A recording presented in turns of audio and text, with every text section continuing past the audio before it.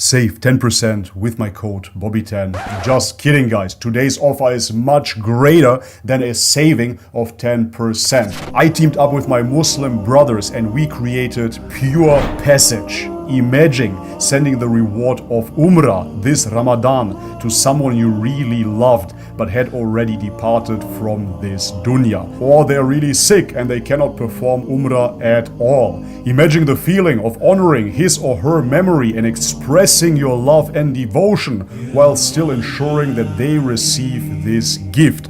The reward of performing Umrah. As a new revert, I just learned about this, but you know better than me that performing Umrah is a profound spiritual journey that most Muslims aspire to undertake, and you understand the rewards of it. However, for some, this journey can be challenging, especially when their loved ones are sick or have already passed away. At Pure Passage, we understand how important it is to fulfill this obligation for your loved ones.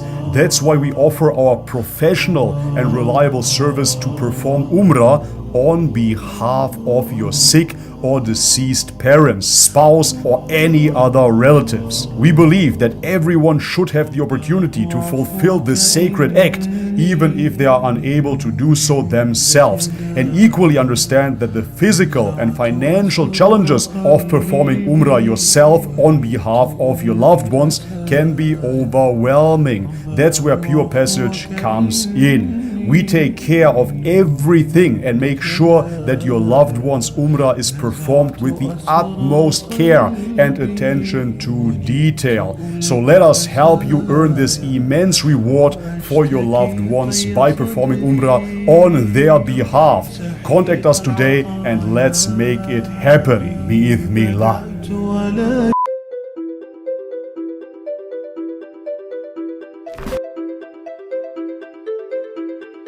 Alright guys, welcome back to the channel. If you're new, my name is Bobby. Guys, in the background you can see it, my journey to Islam. No, unfortunately we're not talking yet about my journey to Islam, but stay tuned, I will make a separate video. Today we're gonna watch a Scottish girl converted to Islam by the channel Logic and Islam. Before we jump into the video, as always guys, if you enjoy the content, leave the thumbs up, and if you haven't subscribed already, guys, please do so. With no further ado, let's have a look.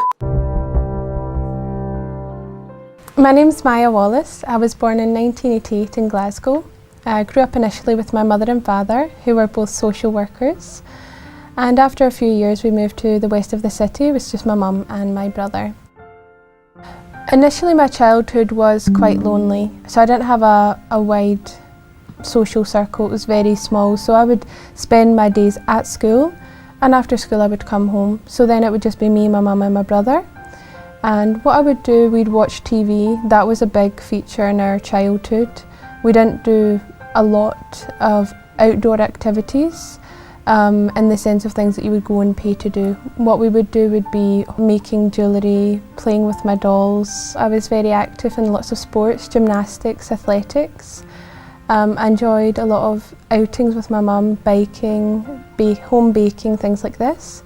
In summer I became very active, so I'd go and stay with my grandmother and my grandfather in Ayrshire. And it was activity after activity, which I loved. We would go swimming every single day. We would go into town, we would go shopping, we would do more baking, which I loved because my gran is an amazing cook. I didn't have any religious views as a child. We didn't grow up with a religion, so there was no Bible in the house, no Quran, there was nothing like that. My family, my wider family, so my aunts and uncles, they're scientists, so a lot of the views that I had maybe came from them. So there was no impact, do I believe in God, is there a God? There was no such discussions. I found out when I was much older, speaking to my mum about religion, that apparently I used to go to Sunday school, but I have no recollection of that whatsoever. So in high school I took religious education, much to the dismay of my teachers. I decided to switch. Looking at her, I have to say it is very brave, of course, in such an environment, such a wide environment, European environment, to accept Islam. Because as a woman, if you fully accept Islam, you will cover as well. And this, of course, a huge challenge in comparison to men. I didn't have to do anything. When I reverted to Islam, I stayed exactly the same. I have my bold shaved head and a beard. This is it. I don't have to change much. Dress code wise, I usually wear jogging pants and a t-shirt, so there's not much I have to change yet again. For the women, however, they have to be very, very brave because they have to change everything about their outward appearance. So in high school I took religious education, much to the dismay of my teachers. I decided to switch subjects because I wanted to learn a little bit more about religion. At this stage I had a desire to get some answers, not to adopt a religion, not to become Christian or a Sikh or Catholic. It was just to find the answers to these questions I had since I was a young girl. Now at school, I didn't get those answers. The religions that they taught, they didn't make any logical sense. And I thought, why would I have faith? This is from God. Because surely God should be able to explain to me simply the answers. So my high school didn't teach Islam. This reminds me of the quote of Albert Einstein, who said, if you cannot explain it to a 6-year-old, you don't know the answer yourself. At the time, it was quite superficial. They said that they couldn't teach Islam because they didn't have a religious education teacher who'd studied that religion. Yeah. Either way, I was happy. To me, it wasn't a real religion, it was barbaric. The Muslims were crazy nutcases. They were just people that would terrorise innocent people. They would blow up buildings. So for me, I was glad. I didn't think that I would ever become Muslim, that I would ever entertain the idea of Islam. So it's quite ironic now. I am a Muslim. Yep. In so many revert stories, I've seen that pattern, myself of course included. We come from a background where we hate Islam. We look at it as a foreign entity, something that wants to invade our countries, bomb everything, as she said, terrorize people. But then once you start studying it, your eyes start opening up, and lastly your heart opens up, and then you revert. I had no interaction with people of other ethnicities, of other religions. There was perhaps 2 or 3 students in my school, but they were very westernised. They had adopted our culture, so I had no real ability to see what really is Islam, what is a Muslim. So from there on in, I thought, well, I've learned about the real religions. They're a load of rubbish, I don't believe in them. So I just carried on. I just became a normal Scottish teenager. I done what you would expect of any sort of British teenager. I went out clubbing, I drank alcohol, just had a laugh. Just there was no point to it. Looking back, I just think at that time I thought that's what you did with your life, but to me now it just seems pointless. It's unfortunate, but she is correct. This is really what I would expect from any British teenager. It's true. Pointless.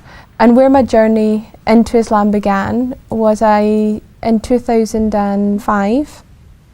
I started working in a call centre, and in that call centre it was predominantly Pakistani people that were in there that were Muslims, and they were not crazy. They were not anything that I had imagined, that the media had portrayed, and in actual fact they became my best friends. And this is the first time I felt I had real, true friendship, where these people really cared for me, I really cared for them. And there was a group of us. So there was Saima, there was Shakila, there was Talib, Nabil and Atif. And it was us lot together, and I would just, initially it was just, I was interacting with them and we would just do normal things, go to the cinema, we would go out for meals. But one thing that stood out to me was the fact that what they'd done was very respectful. They had a lot of respect for themselves, they wanted to have a good image. There was a lot of things they wouldn't do. So they wouldn't come out clubbing with me. You know, once I had a birthday, I invited them and they declined, and I couldn't understand why. So slowly, it was just their behaviours, their mannerisms that introduced me to Islam. Lead by example, huh? When I was working in the call centre with the other Muslims, one of the most profound moments for me was actually during Ramadan, and I remember the moment sort of very clearly. We were in the Avon's office in Baird Street, and my group of friends that I'd mentioned earlier, they were fasting and they were about to open their fast. And Saima, she actually handed me a box of spring rolls that her mother had made, and she offered them to me if I wanted some. And to me that was just such a profound moment. You know, here I am having eaten all day, probably not even realising, you know, drinking in front of them, having water or something, and they're offering me food. They're breaking their fast with me. And that was a really profound moment for me. So something happened in that moment. I became curious. It's very interesting to see, of course, this is now in a context of Ramadan, but nevertheless, many Westerners are absolutely surprised and shocked when they see the hospitality of foreigners in general. We come from the Balkan. My family is from the Balkan, from northern Macedonia. It is absolutely normal for us to invite people to eat. And especially when I was a child and I played with some German kids, of course, my parents would invite them in. They're kids, they would give them food. Here, eat, of course. And they would be so surprised. Their parents would be surprised as well. Oh, they ate already? But if I was in a German household and then it was time for lunch, they would tell me, okay, go home now, Kevin has to eat. And I was wondering back then as a kid, man, what's wrong with you guys? You're living in such a big house, you don't have a little bit of spare food? I'm a 6-year-old kid here. How much will I eat? A little bit of fries, maybe one sausage at best? You don't have a little bit of food left for a kid? What is wrong with you guys? But this is the culture clash, of course. Therefore, it's not surprising to me that this Scottish woman here was shocked when she was met with such a hospitality. What are these Muslims doing? They're starving themselves and giving their food away to me. Like, who am I? Why are they doing this? And then I started having questions. You know, what is Islam? Why are they Muslim? You know, are these kind attributes that they have, their upbringing? Is it just these specific people? Is it part of Islam? What is it? And so I started to ask them questions. I started to inquire, be inquisitive. And something that really shook me is that they weren't proud. Well, I think this, or I feel this, or I know that. They said, this is what the Quran says, this is what the Sunnah says, this is what the Hadith says. They had proof for everything. And never at any point did they say to me, just believe, just have faith, we know this is the truth. They didn't tell me that, they gave me the answers, and when they didn't know the answers, they would go and find out, and they would be humble enough to admit, I don't know, I can't answer that, I can't tell you. Yep, and this is one of the strongest points of Islam, of course, that there is an answer to almost everything. You can always look it up. However, this is a talking point of the Islamophobes against Islam as well, apparently. Ultimately, they're just a bunch of liberals, of course, because they tell you, oh, you need a bunch of rules, oh, you need to pray 5 times per day, you need to observe certain fasts. Some of them even go so far to say that Prophet Muhammad, may peace be upon him, had OCD and he was a control freak, just giving people rules that were all man-made, of course. Those people are truly sick in the heart and they're not looking for a religion. They look something that will cater to their desires. Here I was, standing Islam in the face, and it was the truth. I couldn't deny it was the truth. But I wasn't ready to accept being a Muslim. I never wanted to adopt a religion. I just wanted to know the answers, and I thought that would be enough. But in learning about Islam, I realised that believing is not enough. Islam is a way of life. They've got their own economical, political, social, legal system.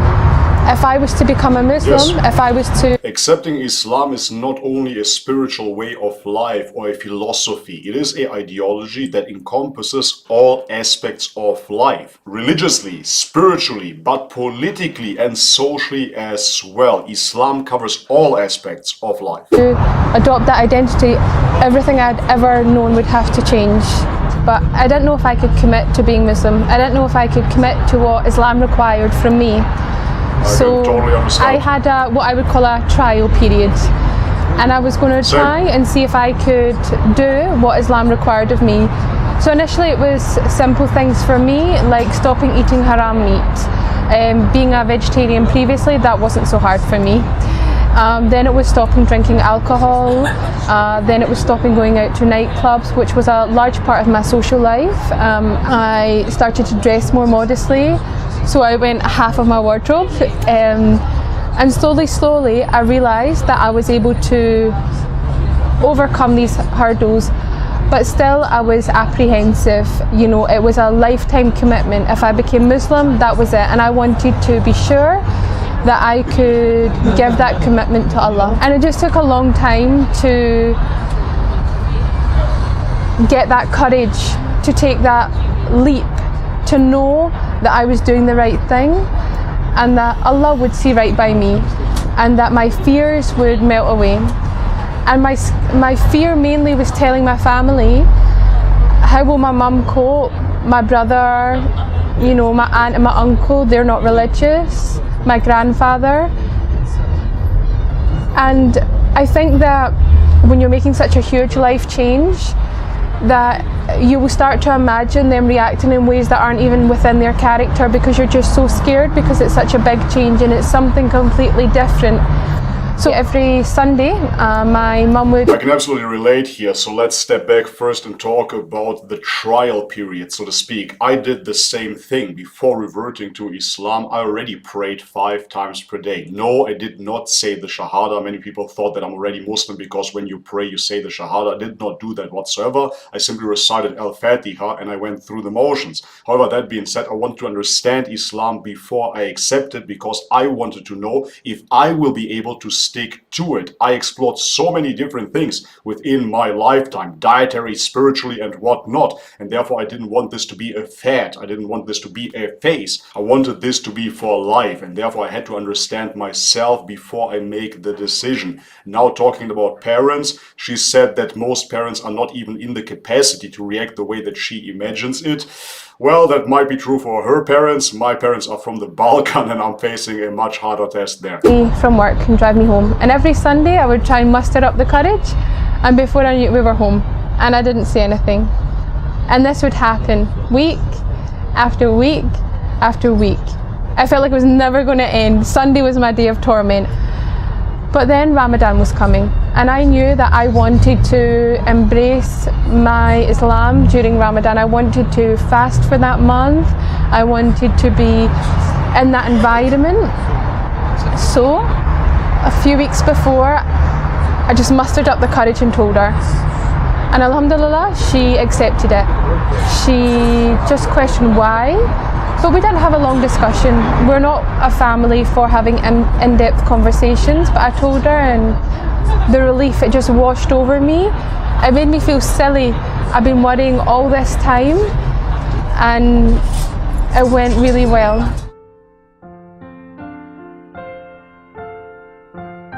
I went with my friends, some of my very good friends, Sam as well, Sam, and we went to Glasgow Central Mosque. And I took my Shahada through tears of joy. We were all crying, it was so emotional.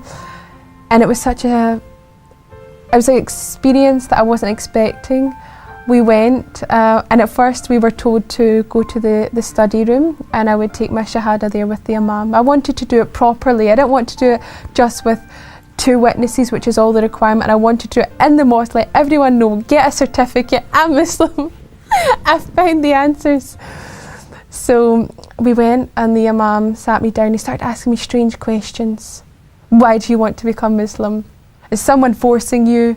Do you want to do it? And I'm like, yeah, that's why I've came. Please just let me take my Shahada. That's not He strange. just obviously wanted to make sure It has to come from you. Therefore, it's not a strange question. He has to know. He has to make sure. I knew what Islam is. I knew what being Muslim meant. And then that day, after I prayed, it was the Jummah Friday prayer. So we went and we prayed, and I remember feeling so nervous because of all the things I had learned. I didn't know how to pray Jummah. So I was standing there and my nerves, and I started to forget the prayers and the recitation that I'd learned. So I'm copying my friend, and I'm like, am I allowed to be looking at her at the corner of my eye? And we prayed, and that day was very emotional. The Imam gave a speech, and he was saying how there was a birth. That was me, which I found out later because I'm a revert to Islam. I'm a newborn in the eyes of Allah. There was also a marriage and a death in that whole time that I was there. So in 2009, I finally reverted to Islam. I did change my name, for two reasons. One, I wasn't too fond of my original name, but also I wanted something with a bit more meaning. So I chose the name Maya, as originally called Robin. Yeah, that's a nicer name for sure. My Sounds more journey feminine. to Islam, to becoming Muslim, was very easy. I had a lot of support. I had a lot of friends around me, even my own family my mother, my brother, they were very supportive of me.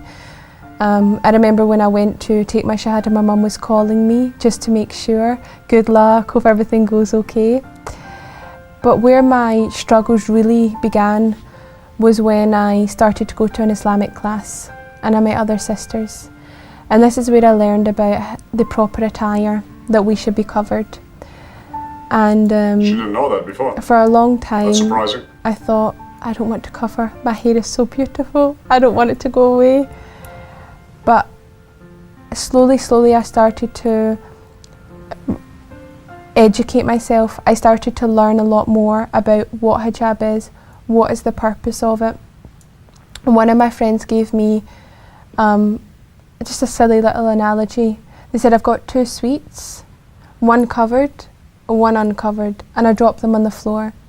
Which one would you eat? Which one would you take? They goes, I said, the one with the cover, of course. And they said, well, that's how we view our women in Islam.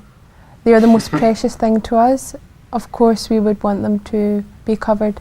And this is not something that I was being told is what men want, but Yeah, I find this example pretty silly, to be totally honest. The covering itself is something that has been practiced throughout human history. I like the example that it is natural for us to cover up. It is natural to hide certain aspects of our human body in public. And especially in this day and age, actually where nobody covers anymore, covering becomes even more important because it sets a standard and reverses what has gone wrong. People don't even understand what modesty is anymore, because women in the West now really believe if they're wearing shorts and a big cleavage, that's absolutely modest. Because we're bombarded with half-naked women on social media and pornography all day long. And this is why people believe that this is what is not modest. If you're totally naked and you're having sexual intercourse, this might be not modest. I don't know, but everything else goes. And this is why the hijab is a beautiful reminder of what true modesty really is. Allah in the wants, eyes this of is God. our protection, Yeah. this is our safety. And I didn't want to go out without it. For me, I loved hijab by this point. I'd found a love for hijab, I'd found a love for covering. I understood the reasons behind it, and I wanted to fulfill that obligation to Allah. Nice. But I was scared to tell my mum. So I was standing in the kitchen and I was ironing my hijab, and I tell her I'll wear hijab now. And she got very angry, and she Now was it's getting crying, real. and it was so painful for me. And she's saying, this is oppression. And at this point I'm not eloquent, I can't explain to her. I have the knowledge, but to give it to her, I don't know where to start. I don't know the right place. And I'm just shouting back, no, it's not. So I remember walking out of the house and going to my back garden, and I was in floods of tears and I was crying my heart out. And I phoned Zara, who had now become my Islamic teacher. Mashallah, she's very good.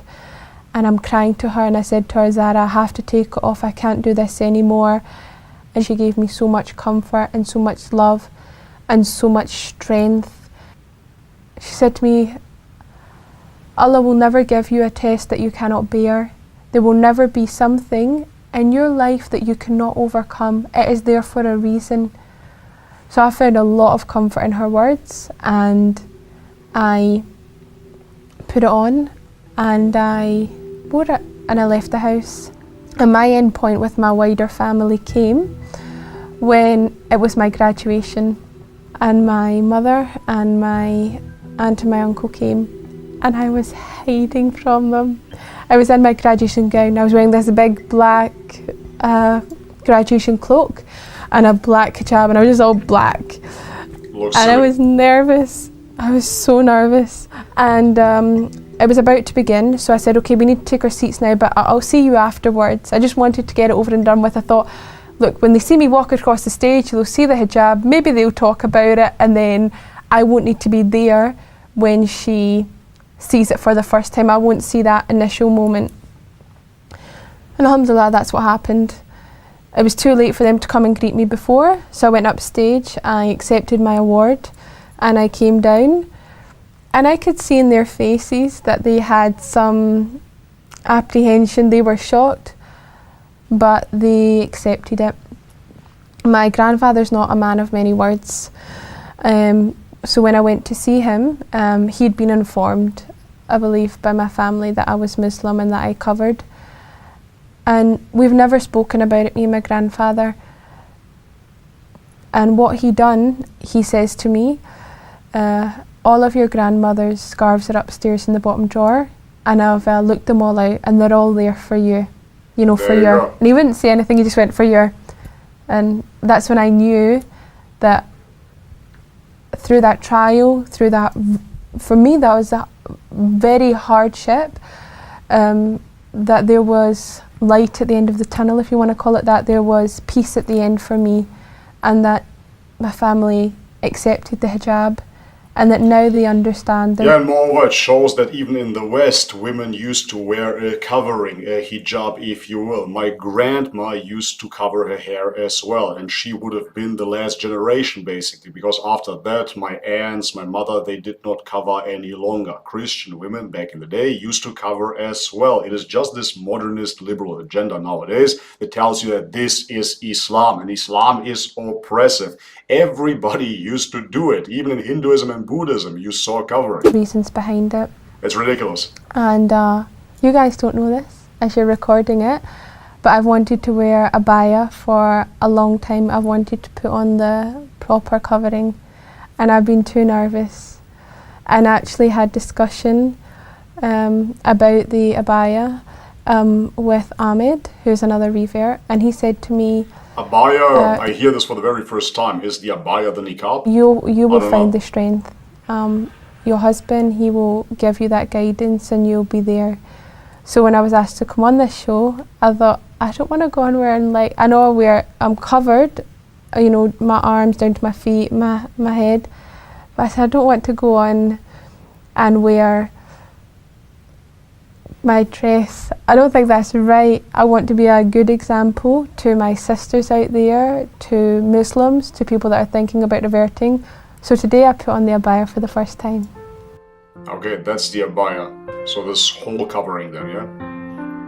Before I became Muslim, I was a little bit apprehensive about reading the Quran. I knew it was real in Arabic, so I was a bit worried that, you know, little things, can I get it in English, which I could. The first one I got, it was just a literal translation. There was no context, there was no understanding, and for me, even though it was written in English, it was like Shakespeare, Alien, like, well, I don't know what this book is saying. But thankfully, some family friends, Shakespeare's Alien. They gave me a Quran, and it was a Quran meant for children. I gave the background story, so what happened when it was revealed to the Prophet, peace be upon him. And that's what started my love even more for this Quran. So now whenever anyone asks me about Quran, I say to them, don't be scared about reading it. You know, I'll give them a copy of it that I think would be a good one to read, because although every single Quran has the same words in it, some are very good at explaining it. And for me, my favourite part of the Quran is in Surah Al-Baqarah. It's in this verse that Allah sets a challenge for the whole of mankind, that if you don't believe that this book is the word of God, then just produce one verse like it. The same style, the same transparency. But if you can match that, then you can disprove Islam. And that had such strong meaning for me, because I thought of all these people that say the Quran's not real, Allah doesn't exist, Muhammad made everything up. They'll have lengthy debates for hours and hours, but they won't do this one simple challenge. Write a verse. How long can it take them? But in 1400 years, not one person has been able to do this. And the second part of this surah that meant a lot more to me is that Allah goes on to say that you will not be able to, that you will not be able to write a verse like it. And I just think to anyone out there that's doubting Islam, then take this challenge. Come forth and bring a verse. Let's see it. We're waiting. Islam means everything to me. Islam is my whole life. I believe it's given me everything that I want. Not materialistic things, but it's giving me contentment in my heart. It's Peace. Given me the understanding to life. It's told me why I'm here, what I should be doing. It's given me comfort knowing that Allah is out there, that there is a God, that I can worship Him and obey Him. And from how I would describe it in humanly terms, in His eyes, I'm doing the right thing. You know, no longer do I need to lead my life by my own moral compass. I've got God there to tell me what is right and what is wrong, and I know in my actions that I'm doing the right thing. It's given me... There is no own moral compass per se. There is a subjective view, and that's all you got, because your moral compass will differ from the moral compass, quote unquote, of a serial killer. In his eyes, it is absolutely okay to slaughter people. In your eyes, it is not. A vegetarian, a vegan, on the other hand, tells you that it's morally not alright to eat animals and to slaughter them. So therefore, morality is not subjective, or at least it cannot be if we're looking for a right and wrong. If we say morality is subjective, then we say, hey, anything goes basically. As long as you're alright with it, it must be fine. And of course, this is the argument for many movements nowadays. Hey, as long as you don't hurt anybody, it is a-okay, just do what you want. But this is not accurate, and moreover, it is irrational to live your life like this. Because if there is no right and wrong, anything goes. As I said, you can do whatever you want. Why would I even listen to any authority at all? Why would I obey certain laws in our society if everything goes? Moreover, if there is no afterlife at all, there is no consequence whatsoever. If my lights go out right now, I won't remember what happened, correct? And if I die in 10, 20, 30 years, I won't remember either what happened. So who cares how long I live? I can kill myself right now, or I can kill everybody around me. I can jump out of the window. Who cares if morality is subjective? Therefore, we need God, of course, as an objective moral guideline. A much better relationship with my mother. You know, she's a very private woman, stiff upper lip sort of thing. Now, every day she tells me she loves me. Mashallah, I would never have found my husband had I not become Muslim. He's Muslim, of course. And I just think that is an avenue that if I had never taken my shahada, I would never have experienced. That's a lot of makeup. It's overwhelming that my life now feels complete. No longer am I chasing after the latest dress or the latest car or job. I have everything I need to keep me content right now at this age. I grew up in an environment where what I was told was that you're meant to go out, you're meant to travel the world, you're meant to experience many different things, date different people, to try and attain something, and when you've attained it, get more. Earn money, and when you've got money, earn more money. When you drink, learn to drink and then drink a bit more. Never ends. Gluttonous, it was just, and to me it had no real value. It was like, I'm going to live, inshallah, 60, 70, 80 years, and I'll have achieved nothing. Yes. Now I understand my place in this world and what I'm here for, and that's to obey Allah and complete my duties as a Muslim, spread Islam, and be an example to the community and my sisters around me. MashaAllah. Alright guys, and this is it for today's video. Long enough as it is, so I'm gonna cut it off here guys. I said everything I want to say throughout the video. It's absolutely beautiful to see what Islam can do, even in such a remote environment as Scotland, in a town where she wasn't even surrounded by many foreigners. Most people that she met were Scottish, and then later on in her life she met a few Pakistanis at her job. This is how she found out about Islam, and it absolutely transformed her, because it gave her an objective standard of morality, an objective standard of truth. What is right? What is wrong? Is it okay if I go drink, expose my skin, date many men and chase the money? Is this okay? Society tells me it is alright, so therefore it must be true, correct? Appeal to majority. Everybody around me does it, so hey, might as well. This is what we see. Islam is not dependent upon a certain historical time frame. Islam is never changing. So therefore, no matter what society will tell you is good right now, is in right now, you always know what is right and wrong if you remember what Islam tells you. Alright guys, but this is it for today's video. If you liked it, leave it a thumbs up. If you haven't subscribed already guys, please do so. And if you want to support this channel, all the links are in the description box below. Thank you so much for your ongoing support guys, especially lately. It has been absolutely amazing. If I look at my live streams, for example, so much support, so much love. Thank you from the bottom of my heart. Alright guys, but this is it for today's video. As always, may God bless you all. Much love and peace.